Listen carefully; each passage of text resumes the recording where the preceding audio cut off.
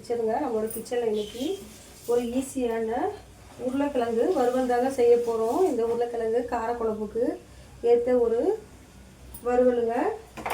இதுக்கு தேவையான பொருள் என்னென்னு பார்த்தீங்கன்னா, இங்கே பாருங்கள், பச்சை மிளகாய் நான் கட் பண்ணி வச்சுருக்கேன், கருவேப்பிலை வச்சுருக்கேன், வெங்காயம் ஒரு 2 கட் பண்ணி வச்சுருக்கேங்க. இதுக்கு கொஞ்சம் தாளிப்புக்கு கொஞ்சம் கடுகு கடலைப்பருப்பு வச்சுருக்கேங்க. இதுக்குள்ளேயே நம்ம கொஞ்சம் கடுகு சேர்த்துக்கலாங்க. பாருங்கள், கடுகும் கடலைப்பருப்பும் வச்சுருக்கேங்க. இப்போ நம்ம இந்த டைமில் எண்ணெய் கடாய் வச்சாச்சுங்க. கடாய் சூடாகிடுச்சு. இந்த டைமில் கொஞ்சம் எண்ணெய் சேர்த்துக்கலாங்க. எண்ணெய் கொஞ்சம் நிறையா சேர்த்துக்கோங்க. எண்ணெய் நல்லா சூடாக இருக்குங்க.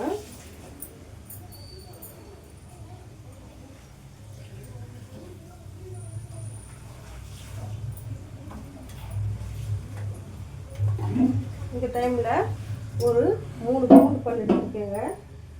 இந்த பூண்டு பல் வந்துட்டு நம்ம இந்த கடலைப்பருப்புடைய கட் பண்ணி வச்சுக்கலாங்க.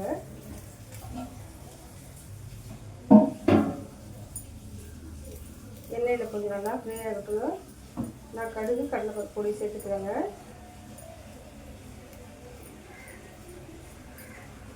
எண்ணெய் நல்லா சூடாகிடுச்சுங்க. இந்த டைமில் இந்த கடலைப்பருப்பு கடுகுலாம் சேர்த்துக்கிட்டோங்க.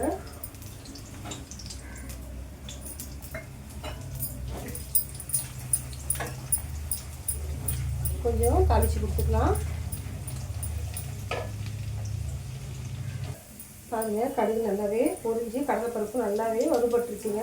இந்த டைமில் கொஞ்சம் வெங்காயத்தூள் சேர்த்துக்கலாம். அரைச்சி வச்சுருக்கேன் இதை வெங்காயத்தை சேர்த்துக்கலாங்க.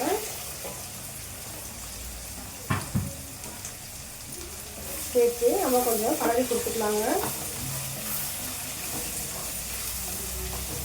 இந்த டைமில் நம்ம கொஞ்சம் சால்ட்டு சேர்த்துக்கலாங்க.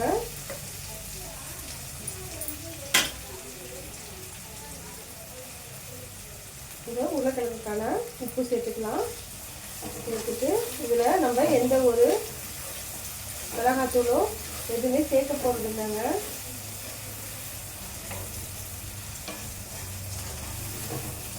மஞ்சத்தூள் கூட நான் சேர்க்கலைங்க.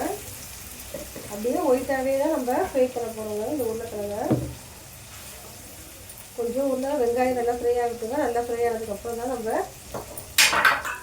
உருளைக்கிழங்கு பாருங்கள், நமக்கு வெங்காயம் எப்படி செவந்து வந்துருச்சு பாருங்கள். இந்த டைமில் தான் நம்ம உருளைக்கிழங்கு சேர்த்துக்கணுங்க.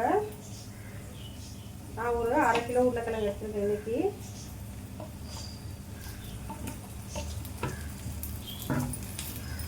நல்லா வேக வச்சு நல்லா பிசைஞ்சு வச்சுருக்கேங்க. உருளைக்கிழங்கு நல்லா க்ளீன் பண்ணிவிட்டு வேக வச்சு நல்லா பிசைஞ்சு வச்சுருங்க. இந்த டைமில் நம்ம இந்த உருளைக்கிழங்கு சேர்த்துட்டு நல்லா கலரி கொடுத்துடணுங்க.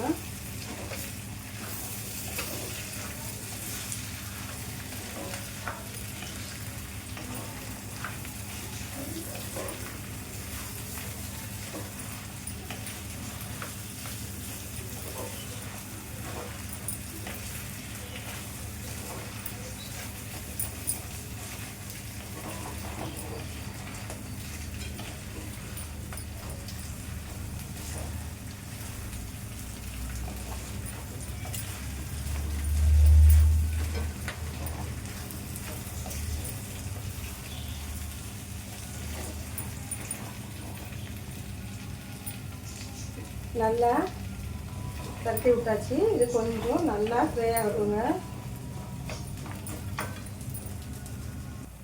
இப்போ பாருங்கள், நமக்கு நல்லா எண்ணெய்லாம் பிரிஞ்சு இந்த உருளைக்கிழங்கு ரெடி ஆகிடுச்சுங்க. இந்த டைமில் நம்ம கொஞ்சம் மல்லி இலை சேர்த்துக்கலாங்க. கொத்தமல்லி இலை சேர்த்துட்டு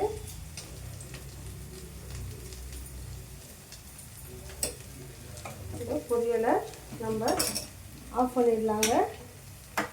இப்போ நமக்கு உருளைக்கிழங்கு ஃப்ரை ரெடி ஆகிடுச்சுங்க.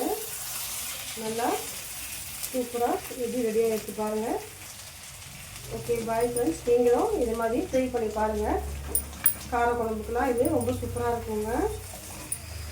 சப்பாத்தி கூட சாப்பிட்லாங்க, நல்லாயிருக்கும்.